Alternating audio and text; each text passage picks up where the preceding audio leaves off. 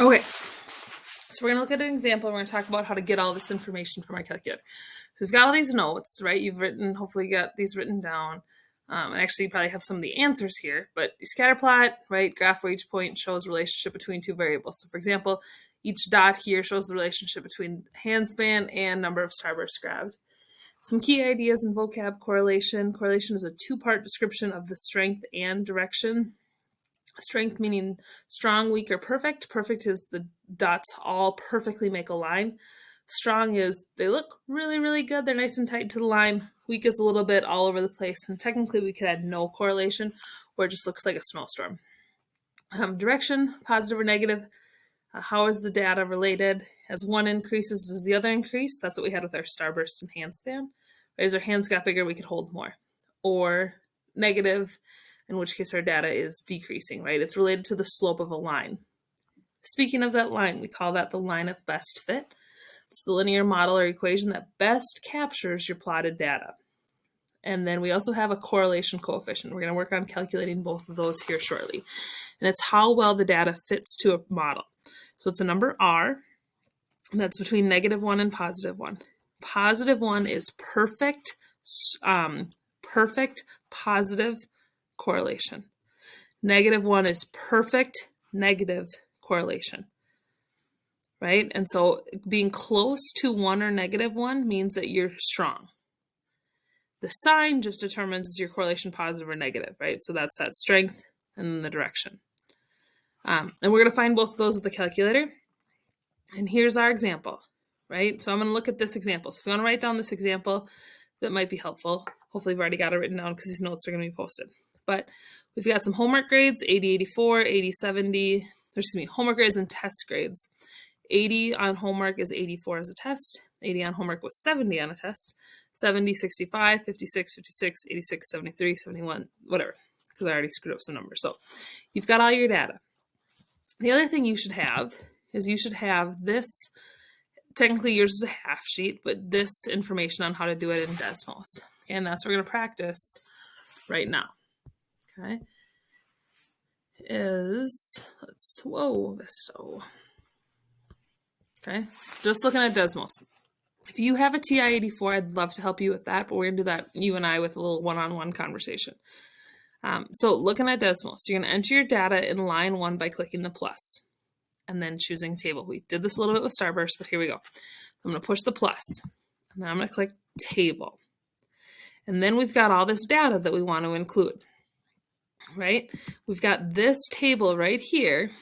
We're going to use that table and get that put into Desmos so that we can look at some information together. Okay, so my homework grades were 80, 80, 70, 56, 86, 81, 75, and 58. And then the corresponding test grades were 84, 70, 65, 56, 73, 69, 80, and 44. Now, a couple things to notice. One, the table was made in this line 1 right here, and it had X1 and Y1 at the top. If for some reason it gave you 2s, just go up there, delete the 2, and type a 1. Same thing over here. Delete the 2, type a 1. It's just a notation thing, but if you have them as 1s, that's going to make your life easier. The other thing is every time I typed 1, we could get a data point, right? I could click on 1 and it would tell me which point I'm looking at.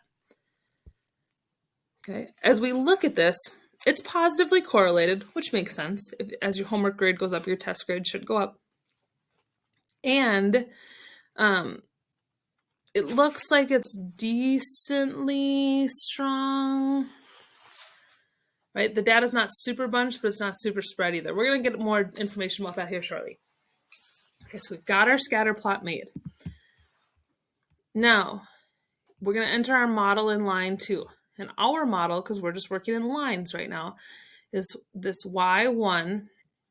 And then this squiggle represents approximately. So we're just trying to make the Y1 match as best as we can. The points match this line as best as we can. Y1 squiggle, or tilde, is, or tilde, is y1 squiggle mx1 plus b. So y1 and x1, we just type a 1 after the y or x. So you hit the y key and then the 1 key. To get a squiggle, you do shift on the key above tab. So if you're looking at your keyboard, find tab and then just go up one spot. You'll notice the squiggles on the top of that key. That's why we hit shift. So now I'm going to go back here. I'm looking at line 2 right now.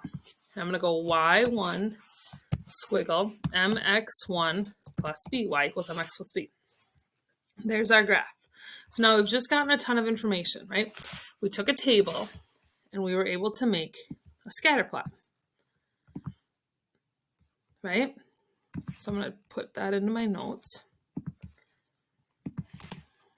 just so I have it for referencing here shortly. And then I also got some information down here.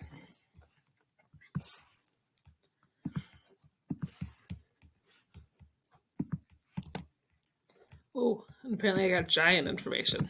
There we go. So there's a lot. There's the information that we get from Desmos, and we're going to talk about what it all means here shortly. But there's a lot of good information. If for some reason, again, if I have a 2 here, now the line isn't going to generate itself because it can't match up because it's y1 and x1. That's why they need to match. Okay? You'll know you did it right if you get a line and you get data. If you don't get like this R value right here, that's our correlation coefficient. M is our slope.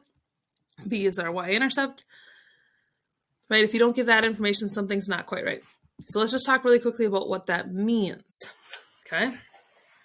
What that means is in this particular graph, or for this particular data set, I should say, our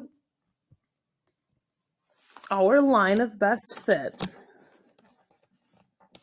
has an equation, right? We can write the equation line. Now we could write it by hand, but that sounds like a lot of work.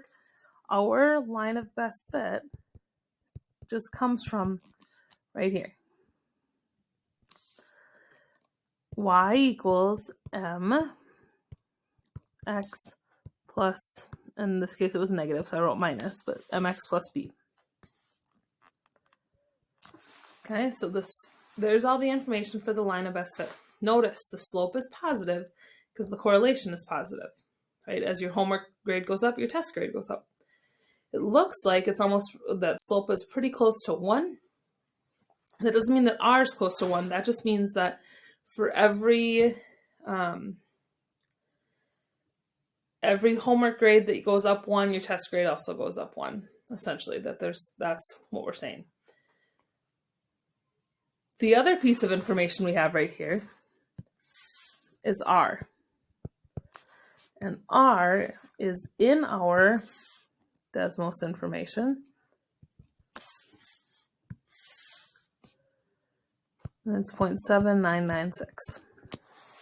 Right? It's positive, just like the slope is positive, just like the correlation was positive. It's not super close to 1, so we could say it's sort of weak, but there's the information that we have. Okay? Now we can use this line of best fit. Right? What if I wanted to predict the test for homework grade of 90? Right? So homework grade, remember, is our X. So if I have a 90 here, I can put that in for X. 0.93 minus 0.44. I'm going to put a 90 in right there. And then because that's a lot of decimals, I'm going to go to my calculator. And 0.93 times 90 minus 0.44. And that tells me a test grade of about 83. So that's how we can use the line of best fit to make predictions. Okay. The most important parts are how to do it. How to do it in Desmos. Make your table with the plus sign, right? Plus, and click table. Check that your table has the right labels on the top. Type your data into your table, and then put your model down here. Y1 squiggle mx1 plus b. You got this. You can do this. Just got to stick with it.